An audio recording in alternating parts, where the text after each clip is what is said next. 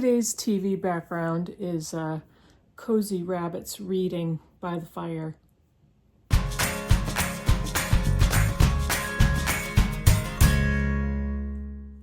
Hey Booktube, it's Kim at Middle of the Bookmarch.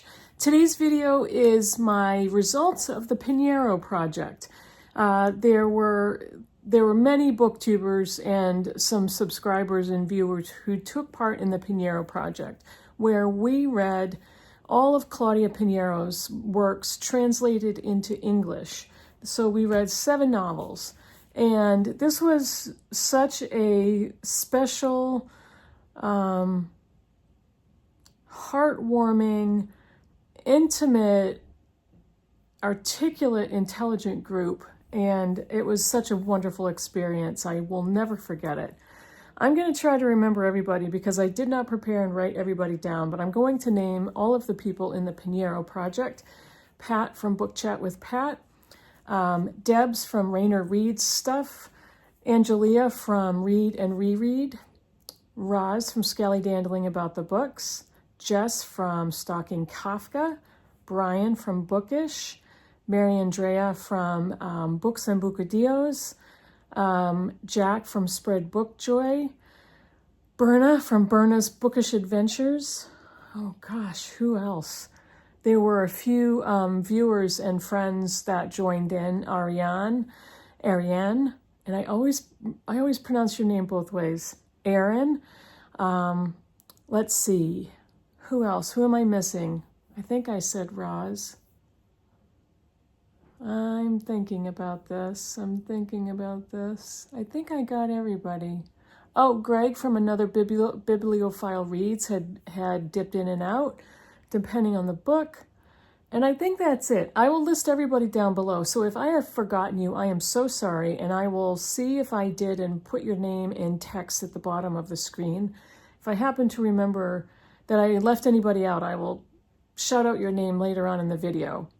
So what I wanted to do was show you all of the 7 novels that we've read and give you my rankings and my thoughts on the books. It was kind of a project or labor of love because I don't even remember. I heard about it on somebody's video. It may have been either Pat's or Angelia's. And I basically invited myself. I'm like, hey, can I get in on this? I had only read one other Claudia Pineiro book, Elena Knows, and so that was a reread for me. But I was graciously accepted into the read-along, and it basically turned into this fantastic group experience. So let me go through the 7 novels in order of how I liked them. I kind of feel like, for the most part, we all felt the same. There may be differences in our rankings if anybody else chooses to rank them, but I think we were kind of all on the same page with most of the books. So my least favorite out of all of them is A Crack in the Wall, which was translated by Miranda France. Now, no, I can't say that. There were 2 different publishers and translators that processed Pineiro's books. The least favorite 3 that I have are all published by Bitter Lemon Press and translated by Miranda France. And I'm not sure if that's coincidental or if it's simply maybe that's why the publisher changed, the translator changed. I'm not sure. But A Crack in the Wall is my least favorite Pineiro novel. This main character was Pablo Simo. He has a messy life. He's a mess of a person, acutely unself-aware, selfish, self-centered, what else? Sexist, not very engaging of a person, doesn't really take agency in his own life, lets things happen around him, kind of self-pitying. So I didn't like the main character's voice. I didn't like what he thought. I didn't like how he felt about women. I didn't like what he felt about his family. I didn't like anything about him. And it's not that he was let me back up.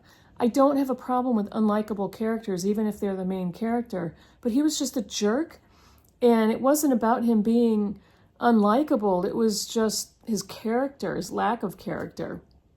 This is basically, he's an architect that's been working in the same firm for many, many years, has never gotten up to partner level, is kind of a, I don't know, stick in the mud. And he ends up having to interact with a very irritating older man who claims that the architecture firm caused a crack in his apartment wall while they were doing some building right next door. And so Pablo Simo has to get involved with this man, and there's a crime involved. There's a little bit of a mystery. Who did it? How it happened? What caused the crack? But the crack in the wall symbolizes much more than a physical crack in a physical wall. But it just was not good. I didn't love it. Yeah, it was mostly because of the way Pineiro wrote Pablo Simo, and it just didn't go well for me. I didn't like how this was written or the inferences of the crime. It wasn't that big of a deal. So that was, yeah, bottom of the list for me. Second to last was Thursday Night Widows, also translated by Miranda France. This is, again, it starts off with a crime/mystery, and you read the book and find out all the details of how that happened. So you're kind of going back and forth in time, forward and back in time. And this is a story of a group of people who live kind of in a gated community in Buenos Aires, Cascade Heights. And it's a story of several couples and families. And what happens when 3 of the husbands in this friend group are found dead at the bottom of a swimming pool in one of their homes? What are the dynamics of all these couples in these families, and how did these men end up dead in the pool? So it's not necessarily a crime type of a mystery that the reader is trying to solve, but some traumatic event happens in the beginning, and then you read about the details and how that happened. But I didn't like the setting. I didn't like this closed, gated community. I didn't like the friend group, vapid, superficial, abusive husbands. I don't know. I didn't really like how she put this one together, the writing of it. And she's a very good writer. She's a very good author. It's just some of these were far less successful. And the ironic thing about Claudia Pineiro is she is known as Argentina's primary crime writer, and she herself describes herself as just a novelist. She's not particularly a genre crime writer. And I'm going to include a link to an interview with her that's really fantastic. It'll be in the description box down below. But Thursday Night Widows, no on that one. The other thing that I don't love about the translations from Bitter Lemon Press by Miranda France is they don't jive very well. They're a little bit clunky. There were words that were used that I don't think were appropriate for the sentences and the context, and I just didn't like that. I noticed a wild difference between the France translations and the Riddle translations. The next one is Betty Boo. The last one that we read, no, not the last one, the third one that we read that was translated by Miranda France. But this one I did like a lot more. And this is the only book out of the 7 that's truly a crime mystery that you need to solve. And it was good. It was a good story. It wasn't fantastic for me, but I actually enjoyed reading this. It was a good story. I really liked the mystery aspect that, excuse me, that we do. It does the same thing. There's a crime in the very beginning, and we have to solve it as we're reading. And this was an actual crime mystery story with the main characters that are trying to figure out what happened, and they're putting the pieces together. It's a really interesting ending. And Betty Boo is a female journalist with a great backstory, and the characters just all fit together in this one. This is way more exciting than the other books that I just showed you. And I really enjoyed this story. I really liked her tone in how she wrote something that needed to be solved. and what the solution was, what the resolution was. I really enjoyed that wrinkle in the story. So Betty Boo was a good one. Now we're getting to the books that I really liked. I just talked about A Little Luck. This one is one of the ones translated by Frances Riddle. And this is the story of Mary Lohan, who has gone back to Argentina from Boston, where she's lived for about 20 years, to deal with her past, to deal with a traumatic event in her past and her family. This was very, very good. Something traumatic does happen that we do learn fairly early on in the book, but this is mostly about Mary's internal thoughts, her internal monologue, what she feels about herself. When she knows she has to go back to Argentina, what is she thinking about? Does she want to avoid what's going to bring up the past, or does she want to confront it? And the entire book is from her perspective, and she's very interesting. She's a very interesting character, a broken woman. She's called Damaged throughout the book by one of the characters, and this was a really good one. Really liked what happened, how Pineiro told Mary's story, and that was enjoyable. The subject matter was not, the book was. I'm going to show you the next two as a set because they go together. And one of them was the first book that we read in the group, but is also one of the ones translated by Miranda France. And these are All Yours and The Time of the Flies, which was translated by Frances Riddle. This Time of the Flies is a continuation of characters in All Yours. And this was the first Pineiro book we read for the project, and I really did like this one. This one is kind of a unreliable narrator novel, which I usually really like. And this one was very successful at that format. This is Inez, and she's convinced that her husband is cheating on her. She decides to investigate, and it's what she does during that whole process and who she becomes, what happens to her. She wants to know that she has a wonderful marriage, but she very clearly does not.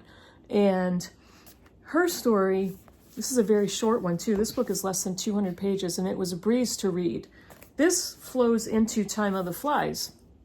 This picks up with Inez's story. And Inez actually becomes an exterminator, but she loves flies. So she refuses to exterminate flies. And not just the slow house flies, it's all different types of flies. She'll try to kill other pests, but she won't exterminate flies. And it's really, really unique perspective. Inez is a very unique character. This was the longest of Pineiro's books we read. It's around 350 pages. But it's a great continuation of All Yours. And this book has some fantastic characters and backstories. Pineiro really succeeded in her characterization, how she explained what drove each of these people, their backgrounds, how they interacted with each other. She's extremely good at that, and this book was a great success for me. The last one comes as no surprise. Elena Knows, translated by Frances Riddle. This was a reread for me, and I loved it the first time I read it, and I loved it even more the second time. This is the book that drove our group to have one of the most intimate, smart, emotional conversations that I've ever had in a group reading experience. But this is what opened up the group to each other, and it was absolutely stupendous. This is the story of Elena, whose daughter Rita was found hanging from a church bell tower. And Elena is convinced that she did not take her own life, and she's determined to find out what happened to her daughter.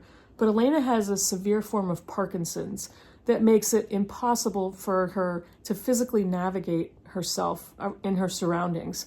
And not impossible, but close to impossible. And Elena is determined. This book takes place in one day, and she is determined to figure out what she believes is a crime that happened and what happened to her daughter. It is poignant and brutal and so difficult to read. One of Pineiro's strengths is writing about mothers and daughters. And this is one of those books that is so captivating and different in its story about this mother and daughter pair. When we find out what happens to Elena's daughter, Rita, it's almost like the light bulb moment goes on, and it just completely made sense.